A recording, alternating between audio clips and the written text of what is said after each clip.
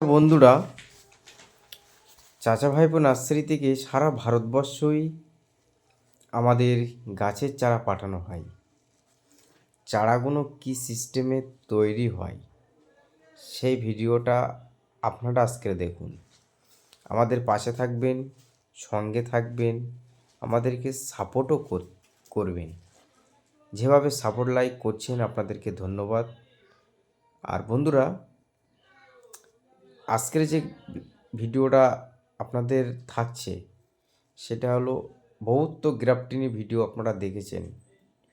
এইটা হলো জোর গাছ কীভাবে বাঁধা হয়, রেড ডায়মন্ড জাপানি ভ্যারাইটিস। খুব ভালো একটি পেয়ারা।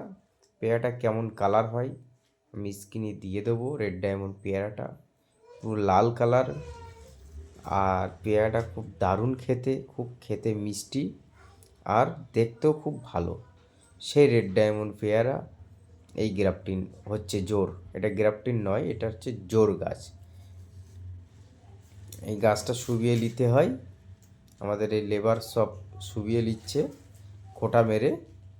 এই রেড ডায়মন্ড চারা বসিয়ে প্রত্যেক ফরকিতে এবারে সেল টেনে এলা গাছ দিবে।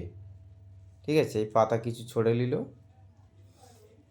ছড়ে নেওয়ার অনেক কারণ থাকে, এই ওদের সিস্টেম মেনে সেল তুলতে হয়, ওই জন্য পাতাটা একটু ছড়ে নিল। এই সেলটা তুলে নিল। যেটা কাটছে এটা হচ্ছে এলা পেয়ারা। ঠিক আছে, এটা হচ্ছে পেয়ারা এলা। এবারে এইটা জোর গাছে দেবে রেডি। এইটা তোমার মেচড হতে কম করে 70-80 দিন পরে মেচড হতে লাগে গাছের সঙ্গে গাছ জুড়তে। ঠিক আছে, কেউ 65 দিনই কেটে দেয়, আমরা 70-75 দিন রেখে দিই গাছে। ঠিক আছে, এই সব বাঁধছে আমাদের কারিকারেটা। 5000 মাল এই বাঁধা হচ্ছে এই ক্ষেত্রে। হ্যাঁ, তো ভিডিওটা কেমন হয়েছে কমেন্টে জানাবেন। ধন্যবাদ।